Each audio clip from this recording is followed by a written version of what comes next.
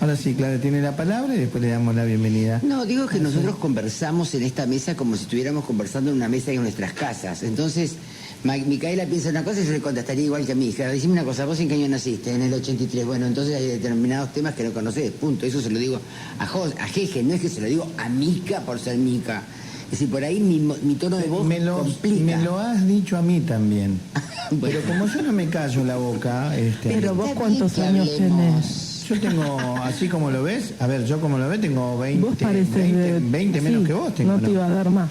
Yo tengo 72, no sé cuánto tengo. 57.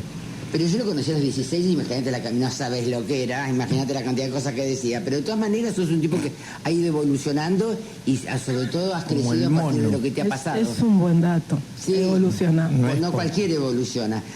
Le quiero decir a Samuel que... Sí, algunos siguen votando al peronismo, por ejemplo. Pero quiero decirle a Samuel que sé que lo que me dice es cierto, que que vine y nos conocimos, hasta ese momento no era tan simpático conmigo, pero después que nos conocimos me dio un poquito de changüí.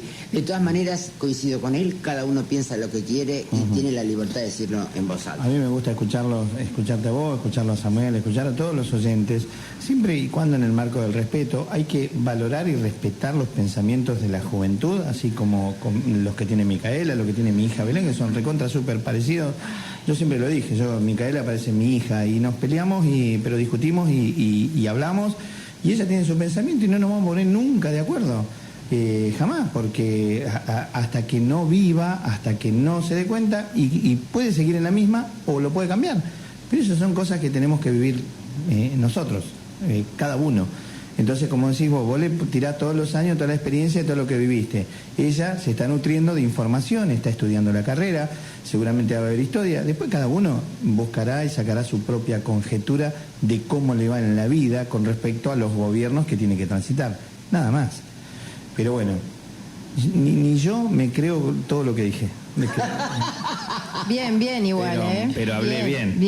Muy motivador. ¿O no? Muy motivador. ¿O no, doctora? ¿Qué dice usted? Buen día, ahora sí. Buen día, ¿cómo les va? Bien. Buen día. Lindo tema el de hoy. Tenemos tantos temas hoy que realmente... Porque preguntarte, yo pensaba hoy cuando venía que... A ver, Mica, ¿qué le preguntarías como periodista? Me agarraste en blanco, pero... Bueno, yo pensaba, yo te hago gamba. Dale. En un momento donde vos decías hace un ratito que el mundo era distinto. ¿No? Hablábamos de las posibilidades de hacerse la casa, mandar a los chicos al colegio, salir de vacaciones, que salías una vez por año, comprabas una bicicleta, a los 3 chicos le ibas rotando. De toda la vida. De toda la vida. Es decir, había situaciones que la sociedad misma te ponía, ¿no? Y el hombre, más que evolucionado, ha involucionado, porque si te pones a leer libros, por ejemplo, yo estaba leyendo uno viejísimo que era La globalización. El primero y el último era todas las cosas negativas de la globalización. Yo me acuerdo cuando salió el tema de la globalización, que yo dije que no estaba de acuerdo, ¿no? Víctor Brión, el dentista, me llamó y me dijo: negra, no seas bestia, lo que estás diciendo te van a tachar de anti-civilización. Buenos días, Inés María. ¿Y tú lo ves mi nombre? Menos mal que ya sabe. Mira, justo ayer estaba pensando respecto de estos temas. Tiene un poco de ver también con si vamos mucho más atrás, la revolución industrial, el origen de todo esto. Generó grandes modificaciones en las costumbres, en los hábitos de consumo, de alimentación. Ayer pensaba, mi papá nació en 1941, toda la familia vivió toda la vida en Caballito, y cuando él era chico era normal en las casas en Caballito, que hoy es súper céntrico, tener huerta y gallinero. Hoy sería impensado, no ocurre ni acá en Roca. Ocurría. Claro, pero al día de hoy no. Cuando ciertos aspectos de nuestra vida se hicieron masivos, como todo, hubo cosas buenas, como esto de que hubiera posibilidad de que hubiera alimentos producidos en serie, que llegaran a más gente, hubiera cosas más baratas, más rápido, porque empezaron a aparecer los almacenes de ramos generales, o sea, y después se transforman en supermercados y tiendas y la mar en coche. Hoy por hoy, la gente antes cosía, la gente hacía, confeccionaba su ropa, hoy ocurre, pero es más por gusto, mínimo, o ciertas personas que lo hacen porque es una vocación y realmente les gusta, y está buenísimo, es un aspecto creativo de la vida. Pero esa inmediatez, esa rapidez como para tener los alimentos, para tener la ropa, se lleva a todos los ámbitos, al tema de la farmacia, de la medicina, la comunicación en los últimos tiempos. Yo entré a trabajar en la Secretaría de Comunicaciones en el 97. Recién empezaba a aparecer el tema de la Internet. Me acuerdo que me dieron una computadora y como era la Secretaría teníamos acceso a Internet, ¿no? Pero no había nada, no había buscadores, no había nada. Yo tenía mail para trabajar y poca cosa más. Y desde el 97, un par de años más en adelante, fue un boom. Y hoy por hoy tenemos lo que se nos ocurra a nuestro servicio en Internet. El tema es, cuando algo se hace masivo, ¿qué uso le das? Se puede desvirtuar, viste que siempre yo hablo del tema de cómo se distorsiona y se desvirtúa la finalidad de los sistemas o de las herramientas que tenemos a disposición. Lo podemos usar para algo bueno o lo podemos usar para algo nocivo. El tema principal y el eje rector que estaría bueno que pudiéramos retomar es el respeto. El respeto nos ordena. Podemos pasar diferentes, podemos tener un montón de cosas a disposición. ¿Cómo las vamos a usar? Las podemos usar siempre que no provoquemos un daño en un otro. Las podemos usar en forma ordenada, respetando los turnos. Esto de respetar el origen de para qué fueron concebidas, por ejemplo, en los temas de política, las instituciones. Porque esto que yo decía al principio, que parece que esa intervención que tuve, nuestros sistemas hasta ahora han funcionado como ecosistemas, al servicio del ego de ciertas personas puntuales. Por eso nosotros, hay un sistema concebido para que uno, como somos cantidad, podamos elegir a nuestros representantes y que ellos tomen las decisiones por nosotros. El tema es, desde el ego, esos representantes no están al servicio del bien mayor de todos. Están al servicio de las conveniencias de cada uno o de determinados grupos de poder.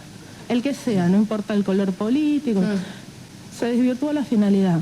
Entonces, nosotros, cuando hacen las cosas mal, todos terminamos teniendo la culpa, y se habla de culpa, no de responsabilidad. La culpa, vuelvo de nuevo, es un concepto religioso.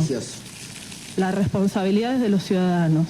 Ahora, si los mecanismos que tengo son elegir a una persona para que me represente, esa persona, para que yo la pueda elegir, hace una determinada campaña, ofrece o vierte determinados conocimientos, ideología, propuestas, me convence, cuenta con mi apoyo. Después, cuando llega al lugar para el que fue elegido, desvirtúa, o sea, todo eso con todo el bagaje con el que yo le creí que llegaba para tomar las decisiones, lo deja de lado en función de ciertas conveniencias, porque hay juegos de poder, convengamos que el mundo está manejado por juegos de poder, de todos los colores. Esos juegos de poder terminan tiñendo y empañando la finalidad para la cual fueron concebidas las instituciones. Nosotros lo que podemos hacer, siempre les planteo lo mismo, por eso les decía, buenos días mis granitos de arena. Cada uno de nosotros nos tenemos que ocupar de ver qué hacemos con nosotros en nuestra casa y con nuestros hijos. ¿Qué les inculcamos? ¿Cómo nos manejamos nosotros en la vida? Porque si uno empieza a agilizar el ojo y a entrenar la mirada, uno empieza a descubrir y empieza a darse cuenta cuando, más allá de que lo que me digan es lo que yo tengo ganas de escuchar, hay trasfondos, hay juegos de poder, hay redes que se tienden. Hoy por hoy en el mundo, si nos ponemos a investigar, los mismos grupos de poder económico son dueños de las farmacéuticas, de las empresas alimentarias, de los partidos políticos. Hay todo un entramado en el cual nosotros no tenemos directamente decisión.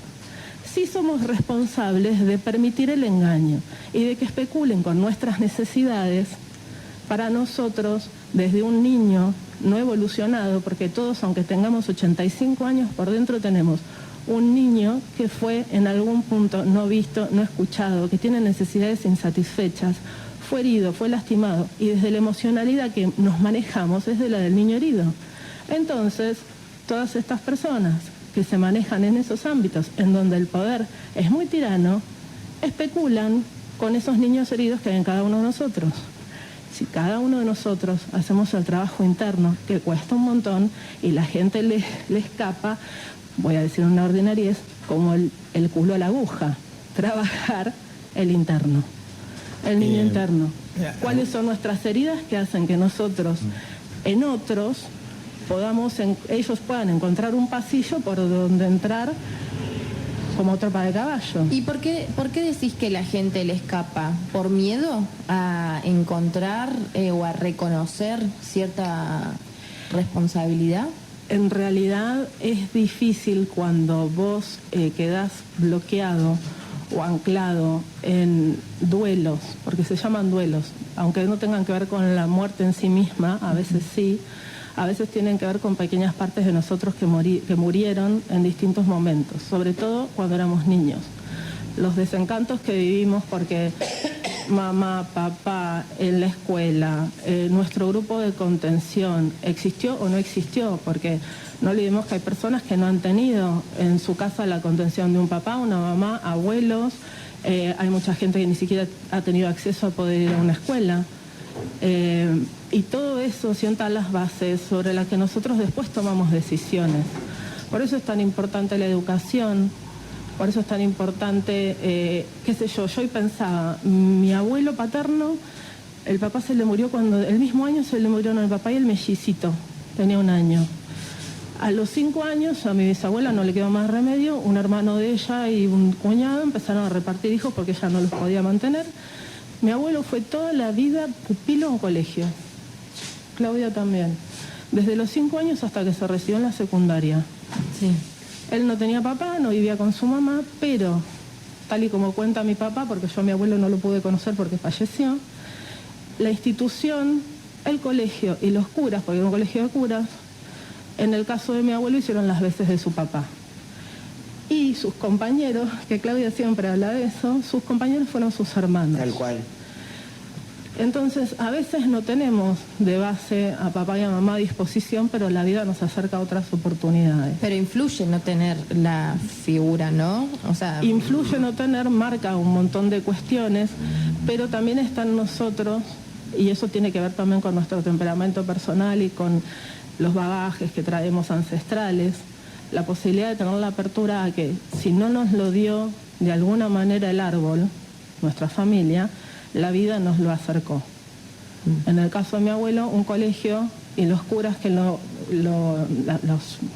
directivos hicieron las veces de su papá y sus compañeros fueron sus hermanos de vida. De ahí se nutrió de un montón de información y después cuando tuvo que salir al mundo se reencontró con su mamá y con sus hermanos, había aprendido de ciertas cuestiones, trabajaba en la bolsa de cereales, pero como empleado administrativo, aprendió cosas de su jefe, que también es una figura paterna, y en algún momento se quiso independizar. Le propuso a su mamá y a su hermano si le prestaban sus ahorros para poder armar él su propia empresa. La mamá y los hermanos le dijeron que no. Siguió juntando sus ahorros hasta que él pudo armar su propia empresa. Cuando él armó su propia empresa, toda la familia trabajó en la empresa. El día que él se murió, la empresa se disolvió. Porque los líderes son los que marcan el camino. Y nosotros tenemos que ver qué tipo de líderes tenemos. En una empresa distinta de una familia pertenecemos por el solo hecho de haber nacido en esa familia. Los vínculos son de sangre. En una institución, en una organización, el vínculo es momentáneo, a diferencia de la familia. Yo pertenezco mientras estoy ahí cumpliendo una función y no estoy atado ni de antes ni después. Y hay jerarquías. Vieron que hay 3 órdenes del amor que siempre yo hablo. El pertenecer, las jerarquías. Esto de que en la familia, los que estuvieron antes que nosotros, tiene una razón de ser, que los respetemos, que los honremos. Estamos en esta vida gracias a que ellos estuvieron primero. Nuestros abuelos le dieron vida a nuestros bisabuelos, a nuestros abuelos a nuestros padres a nosotros. En una empresa la jerarquía se maneja de otra manera. Llegamos a una empresa, una institución o una organización. Yo hablo de empresa, pero tomemos una organización, una institución. Hay distintos juegos de jerarquías, no es como una familia que es llegué primero, entonces ocupo... Soy el primogénito. Claro. En una empresa tiene que ver con quién fue el que la fundó, porque es el que le dio vida, claro, que puede ser distinto del que puso la plata para que esa empresa exista. ¿Quiénes son los que aportan su conocimiento o su mano de obra, ¿no? Porque hay otros factores que juegan en las jerarquías. La persona que la fundó tiene que ser respetada por ser el fundador y es el que le dio vida, es el primero en el orden. Claro. Pero después tenemos las personas que tienen un conocimiento específico que hacen que esa empresa funcione. Así sea, profesionales, ingenieros, técnicos de lo que sea, que logran que la finalidad de esa empresa se lleve a cabo. Todos se tienen que respetar entre ellos, si no la empresa no funciona. Y después está el justo equilibrio, que también pasa en las familias y pasa en todos los sistemas y pasa en una organización entre el dar y el recibir. Nosotros tenemos muchos problemas en el rango intermedio, en el respeto, de que cada uno cumple una función, a nivel institucional, a nivel sociedad, y eso también tiene que ver con un tema de educación, y esto de no haber trabajado y tener heridas congeladas, vivir nosotros en un paradigma de duelo permanente de lo que hubiéramos querido ser. O sea que el duelo pasaría a ser la carencia que tuviste o que sentiste. Claro, porque esas carencias las transitamos en su momento como un duelo. Murió una parte de nosotros, la que tenía la expectativa de hacer una determinada cosa. De vivir en una casa brutal y viviste en una casa chica, de que viajar toda la vida y no poder salir de tu casa. Y eso genera los juegos de poder. El no tener respeto y el no respetar las jerarquías. Nosotros... Cuando decís jerarquías, ¿a qué es? Esto de decir, bueno, a ver, ¿quiénes fueron? Por ejemplo, nosotros en nuestro país tenemos los padres de la patria, ¿no? Nos gusta decir... Ahora, vieron que nosotros, si ustedes empiezan a reparar de ahora en adelante las palabras que elegimos y que se eligen en la política para referenciar ciertas cuestiones... Van a ver, por ejemplo, tenemos un tema terrible con la paternidad y con la autoridad. Nosotros estamos esperando siempre que alguien nos paterne. Que llegue cualquier... O sea, y confundimos la paternidad con el liderazgo. Ahora, perdón. También hay mucha gente que está esperando el padre para la comodidad. Claro, por eso te digo, hay una paternidad que da estructura, que da sostén, que da cobijo, mientras vamos creciendo. Porque hay un proceso lógico evolutivo de una persona, somos los únicos que nacemos y necesitamos sí o sí de papá, mamá o alguien que nos cuide porque si no nos morimos. Pero en la adolescencia empieza un proceso de individuación en donde nosotros confrontamos a mamá y a papá porque es muy lindo, yo vengo de vos, pero yo quiero hacer una otra cosa, pues soy otra persona. Y hay un proceso en donde nosotros empezamos una búsqueda interna de a ver qué vinimos a hacer este mundo, cuál es nuestra misión, cuál es nuestro propósito. Pero volvemos al origen, en esto que empezamos a hablar del tema de la inmediatez de las cosas, la cantidad de, incluso por ejemplo ahora, carreras que hay a disposición. Yo hace 30 años cuando elegí la carrera que elegí no había tantas carreras como hay ahora. Tenía que ser carreras tradicionales y empezaban a surgir algunas otras. Y ni te cuento las que eran, ¿cómo se llaman? Las que eran opcional o con la vista de meditación o... No existía la posibilidad. Entonces, hoy por hoy hay un montón de cosas que tenemos a disposición, pero también hay una gran inmadurez emocional. De grandes y de chicos. Y los grandes que no tienen madurez emocional tampoco pueden acompañar a los chicos a que la desarrollen. Y esto de los líderes. Nosotros tenemos líderes, personas que representan ciertos ideales, que con su ejemplo, debería ser así, con su ejemplo, con lo que actúan en la vida, no con lo que dicen. ¿Cuáles son los resultados de lo que hacen? Nos muestran el camino. Nosotros estamos acostumbrados a la publicidad. otra cosa consecuencia de la revolución industrial y todo, ¿no? Yo antes, en algún momento, vos tenías un producto y sabías cuáles eran las bondades del producto y lo ofrecías y decías para qué servía, cómo estaba hecho. Hoy por hoy, nosotros sabemos que hay publicidad engañosa y nos venden algo que no necesariamente es lo que nosotros vamos a adquirir. Y nos pasa con un objeto y nos pasa con la gente. Nos ofrecen servicios, nos ofrecen ideales, con publicidad engañosa. Y nosotros compramos. Compramos desde el niño insatisfecho que quiere helado rápido, ¿no? Y no es lo mismo hoy por hoy. Nosotros tenemos un montón de heladerías acá, ¿no? No voy a dar nombre. No, pero no da lo mismo ir a una que a otra. Ahora, el nene apurado, mi hijo, el más chico, que le gusta el dulce, le da lo mismo. Porque tiene 12 años, quiere dulce, ¿no? Uno es el grande y dice, no, mira, ayer comiste, te va a hacer mal a la panza, hoy no, prefiero esperar el fin de semana y que vayamos a esta otra heladería, que por ahí un poquito más cara, pero no te va a hacer mal. Lo mismo pasa con los líderes. Nosotros compramos líderes de barro. En una institución, esto de, a diferencia de una familia, en donde la gente circula, en una institución la gente circula, tenemos que evaluar. Nosotros, por ejemplo, a nivel, pongámosle, a nivel Estado, el Poder Ejecutivo y toda la administración pública. Cuando la gente circula, entra, el otro día lo vi en un reel y lo amé al hombre, entra en esa circulación, se van los que tienen un hándicap de 3 o 4 y entran los de 9 o 10, o se van los de 9 o 10 y entran los de 3 o 4, porque eso va a ser la gran diferencia del resultado que nosotros veamos. Nosotros tenemos grandes dificultades hoy por hoy para poder evaluar sensatamente desde el llano, mis granitos de arena, cuáles son los líderes de barro. Y nos están convenciendo de que nosotros tenemos que elegir al menos peor. También hay veces que no tenés opción, Gordo. Por eso es que el tema es que llegamos a un punto de inflexión en donde no hay opciones.